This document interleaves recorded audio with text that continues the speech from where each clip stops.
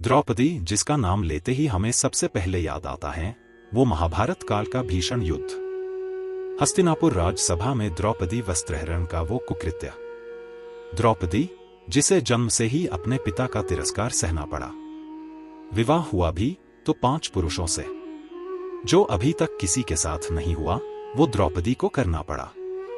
यहां तक कि अंगराज कर्ण ने तिरस्कार से द्रौपदी को कहा था, वेश्या होती हैं ऐसी स्त्रियां जो 5-5 पुरुषों से संबंध रखती हैं। कर्ण जैसा महाज्ञानी परशुराम का शिष्य ऐसी सोच रख सकता है, तो साधारण मनुष्य किस घृणा से देखता होगा। महाभारत युद्ध में विजयश्री प्राप्त होने के बाद भी मृत्यु को प्राप्त हुए अपने सभी पुत्रों का वियोग सहन कर बड़े ही दुख के साथ द्रौपदी को अपना आगे का जीवन व्यतीत करना पड़ा।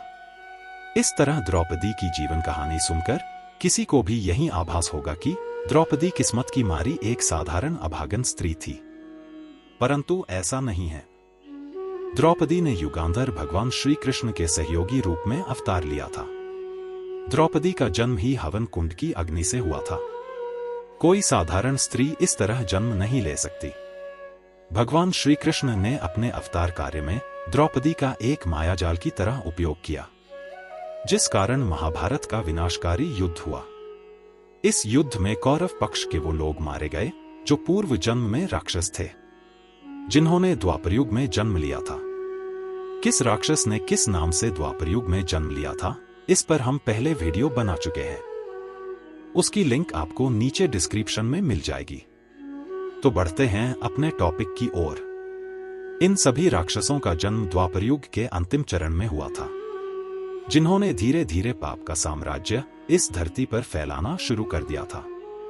इन्हीं पापियों का अंत करने के लिए द्वापरयुग में भगवान श्री कृष्ण और द्रौपदी ने अवतार लिया था। भगवान श्री कृष्ण के निर्देशानुसार इन पापियों का अंत करने में द्रौपदी ने मुख्य भूमिका निभाई थी। महाभारत युद्ध में सारे पापी मारे गए। द्वापरयुग में फला फूला अधर्म का साम्राज्य द्रौपदी के कारण नष्ट हुआ।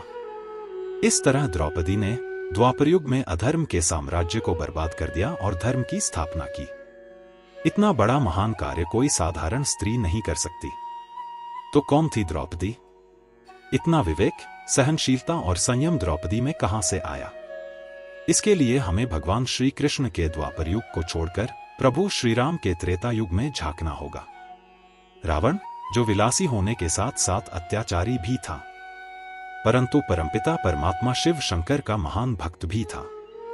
रावण एक उत्कृष्ट संगीतकार भी था। महादेव भोलेनाथ को रावण का वीणा वादन खूब भाता था। इसलिए प्रायः रावण शिवजी को संगीत से लुभाने हेतु उनके निवास स्थान कैलाश पर्वत पर आया जाया करता था। एक बार कैलाश से लौटते समय रावण की दृष्टि वन में तपस्या कर रही एक स्त्री पर पड़ी। उस साध्वी स्त्री का सौंदर्य देख रावण मोहित हो गया। उसके समक्ष जाकर बड़े ही अहंकार से रावण ने उसका परिचय पूछा, परंतु उस साध्वी ने कहा, मेरी तपस्या में विघ्न मत डालो। फिर भी रावण ने उस साध्वी के समक्ष अपने विवाह का प्रस्ताव रखा। इस पर साध्वी ने रावण को वहां से चले जाने को कहा। इस तरह अपमान होने पर रावण क्रोधित हो गया। रावण ने अपहरण के उद्देश्य से बलात् उस साध्वी को स्पर्श करना चाहा। रावण का यह दुस्साहस देख साध्वी ने रावण को श्राप दे दिया। श्राप में उस साध्वी ने कहा, तुम्हारे अंत का कारण मैं ही बनूंगी। इतना कहकर वह साध्वी अपनी योग शक्ति से लुप्त हो गई। कुछ वर्ष बीत गए। वनवास काट रहे प्रभु श्रीराम पर रावण की बहन शूर्पणखा मोहित हो गई। शूर्पणखा ने अपना प्रेम प्रस्ताव श्रीराम के समक्ष रखा।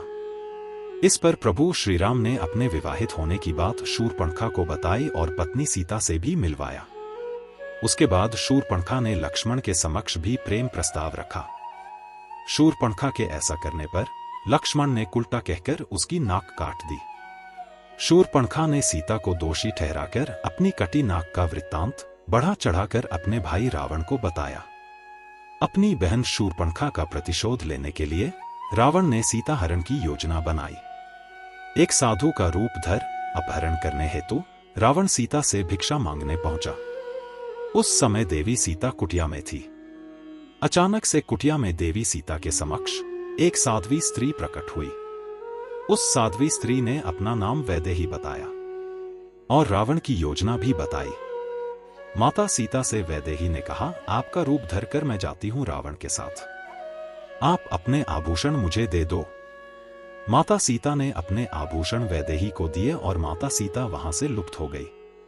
वैदेही माता सीता के आभूषण पहनकर और माता सीता का रूप धरकर भिक्षा देने हेतु कुटिया से बाहर आई, जिसका देवी सीता समझकर रावण ने अपहरण कर लिया। माता सीता के बदले रावण की अशोक वाटिका में साध्वी वैदेही ही बंदी बनकर रही थी, जिसे रावण का वध कर प्रभु श्रीराम ने मुक्त किया था। साध्वी वैदेही का धर्म कार्य के लिए ऐसा योगदान देखकर प्रभु श्रीराम अति प्रसन्न हुए और अपने अगले श्री कृष्ण अवतार में भी सहयोग देने का आग्रह किया। इसी वैदेही ने अपना अगला जन्म द्रौपदी के रूप में लिया। इस तरह त्रेता युग के रामायण पर्व में और द्वापर युग के महाभारत पर्व में योगदान देकर साध्वी वैदेही उर्फ द्रौपदी ने दोनों युगों में अधर्म के साम्राज्य को बर्बाद कर धर्म स्थापना करने में मदद की।